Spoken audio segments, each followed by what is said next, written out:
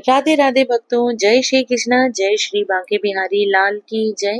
भक्तों, आप सभी को हमारी प्यारी लाडली जी की राधा अष्टमी की बहुत बहुत शुभकामनाएं। आज मैं आपको राधा अष्टमी की कथा सुनाऊंगी।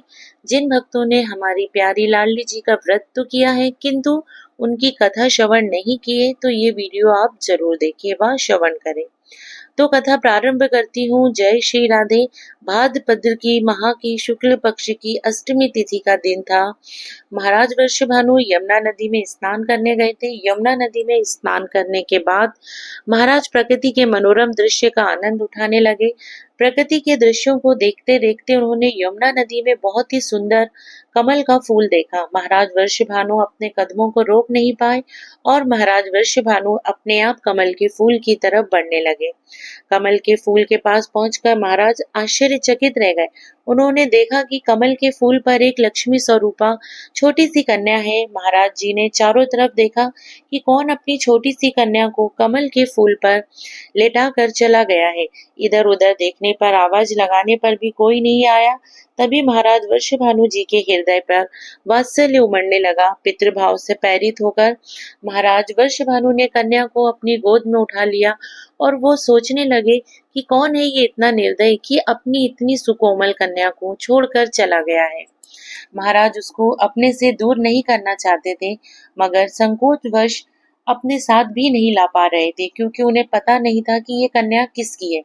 जब महाराज जी इस अधेड़ बुन में उलझे हुए थे, तभी वहां पर ब्रह्मा जी प्रकट हुए। तब उन्होंने महाराज वृषभानु से कहा कि हे वृषभानु, तुमने और तुम्हारी पत्नी ने हजारों वर्ष तपस्या की है कि भगवान श्री कृष्ण की अर्धांगिनी तुम्हारे आंगन में जन्म ले। ये भगवान श्री कृष्ण की जीवन संगिनी है और ये तुम्हारी पुत्री के रूप में प्रकट हुई है और ये तुम्हारी हजारों साल की तपस्या का फल है। इतना सुनते ही महाराज वृषभानु बहुत खुश हुए और छोटी सी नवजात शिशु को अपने घर ले आए। राजा वृषभानु ने छोटी सी कन्या को घर लाकर अपनी पत्नी केतकी को दे दिया। रानी केतकी अब माँ बन चुकी थी। इतनी सुकोमल सुंदर लक्ष्मी स्वरूपा कन्या को देखकर उनकी आंखों से आंसू बहने लगे। रानी अब सच में माँ बन गई थी। ये सुकोमल कन्या इतनी सुंदर थी कि चारों ओर इनके चर्चे होने लगे। नामकरण कराया गया तो इस कन्या का नाम राधा रखा गया। राधा चंद्रमा की कलाओं की तरह दिन दोगुनी रात चौगुनी गति से बढ़ने लगी और राधा रानी सुंदर इतनी थी कि ब्रह्मांड में इनके समान सुंदर कोई नहीं था। लेकिन राजा वृषभानु और रानी केतकी की ये खुशी थोड़े दिन ही रही, क्योंकि कुछ दिनों बाद ही दोनों ने महसूस किया कि राधा रानी अपनी आंखें नहीं खोल रही है। ये ना तो अपनी आंखें खोलती हैं और ना ही रोती हैं और ना ही उनके चेहरे पर कोई भाव प्रकट होते हैं। लेकिन उनको पहले लगा कि हमारी बेटी कहीं नेत्रहीन तो नहीं, लेकिन जब उन्होंने देखा कि इनके चेहरे पे कोई भाव ही नहीं आते, तो उन्हें लगा कि शायद हमारी बेटी की श्रवण शक्ति भी कमजोर है। अब राजा रानी दोनों इस चिंता में घुलने लगे। अब तो दिन रात सिर्फ राधा रानी की ही चिंता रहने लगी। उनकी इस प्रकार की चिंता को देखकर वहां पर एक दिन नारद मुनि जी भी आ गए। नारद मुनि ने बताया कि आप अपनी बेटी के जन्म दिवस पर एक बड़े समारोह का आयोजन कीजिए और उस समारोह में नंद गांव से नंद बाबा को सह परिवार आमंत्रित कीजिए। हमें पूर्ण विश्वास है कि नंद बाबा के आने से आपकी सभी समस्याओं का हल हो जाएगा। राजा वृषभानु ने ऐसा ही किया। अपनी पुत्री के जन्म दिवस पर एक बहुत बड़े समारोह का आयोजन किया। सभी को सह परिवार बुलाया। राजा वृषभानु और रानी केतकी नंद बाबा के घर स्वयं निमंत्रण देने पहुंचे और सह परिवार निमंत्रण दे के आए। जिस दिन आयोजन हुआ उस दिन नंद बाबा, माता यशोदा और भगवान श्री कृष्ण के साथ राजा वृषभानु के घर आए। जब नंद बाबा अपने परिवार के साथ बरसाना गए तो वो सब बरसाने की सुंदरता देखकर मोहित हो गए, क्योंकि बरसाने को दुल्हन की तरह सजाया गया था।